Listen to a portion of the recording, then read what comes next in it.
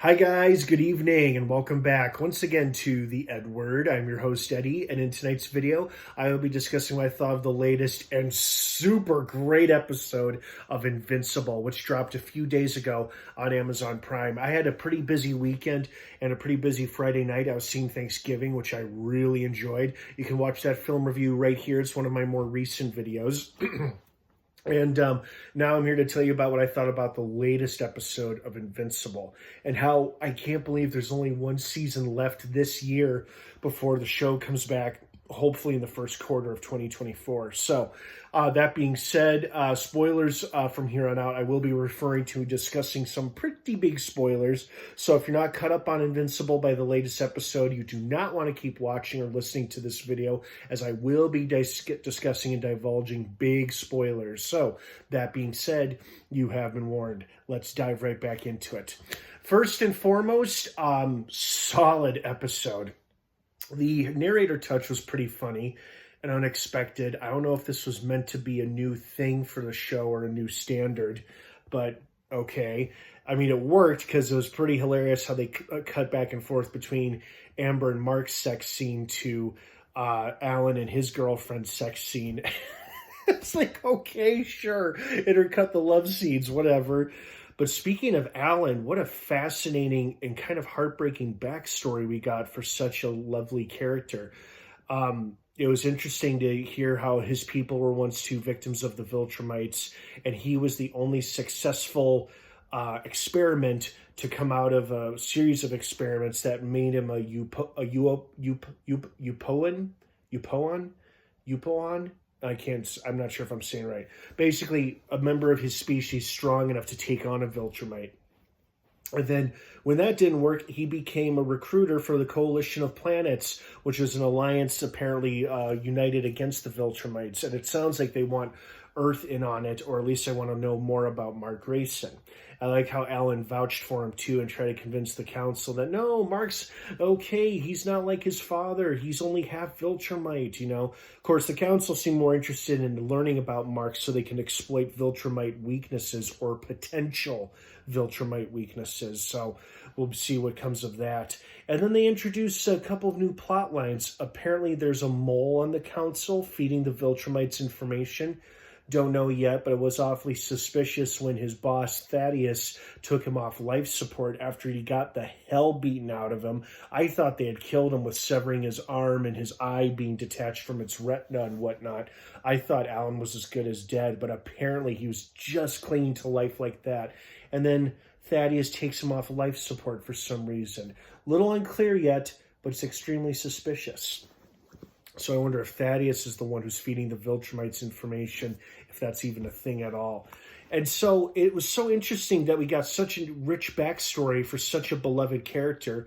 And then they killed him off a few minutes later. I mean, what the fuck, man? But I guess that's the kind of shit we can expect from this show.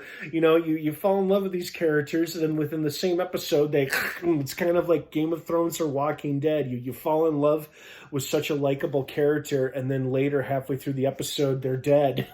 But you know what? I'm not willing to write off Alan just yet. So hopefully he can come back from this, because a couple of characters in this show have come back from some pretty horrific things that almost damn near killed them, and hopefully Alan will be one of them. Also, he's voiced by Seth Rogen, who's funny as hell, so hopefully Seth Rogen will continue to be a part of this universe and not just as an executive producer. Okay, so moving on. We got to see a little bit more of Debbie's trauma, finding that support group for people who were or are spouses of superheroes and the toll it takes on their lives and their marriages. And then, of course, she befriends a guy who turned out to be the widower of the Green Ghost, which was one of the Guardians of the Globe that Omni-Man brutally murdered. And I thought this was going to be something they were going to stretch across the next couple episodes, and then it was going to be revealed a few episodes later. Debbie tells her new friend, "Oh my God, my husband was the one who killed your wife. I'm so, so sorry." But nope, it came out in the exact same episode at a very emotional moment for Debbie. And the guy took it surprisingly well, although he made it clear to her that she wouldn't be welcomed back to the group if she revealed to everybody she was Omni-Man's wife or ex-wife. So that was pretty emotional stuff there. And then the whole thing with Mark and the bug guy, Nuzalit or whatever his name was. You know, I thought there was something awfully suspicious about that. I thought, oh, are they trying to kidnap Invincible? Are they going to do something to him? And then, of course, as it turns out in the final closing shot, their high exalted ruler or leader is none other than Omni-Man himself. And he's back, voiced by the wonderful J.K. Simmons. And, of course, Mark is surprised as hell to see him. And Omni-Man seemed surprisingly peaceful and was literally extending his hand as he said, "Hello, son, it's been a while," or whatever he said. And then, of course, cut to black. So Omni-Man is back, and hopefully we'll see what he's either been up to or what he is up to regarding tricking Mark into coming all the way out to this planet that had this false, oh, we're all going to die due to meteorite shower if you don't come save us, Invincible. Because, again, it seemed very suspicious, but there was a good reason why, because Omni-Man was behind it. Not the meteor shower, that was non-existent, but just luring Mark to that planet. And so we also got some pretty funny scenes between Mark and his best friend, now roommate, and some pretty funny stuff between Mark and Amber as well. So this whole episode was pretty damn funny.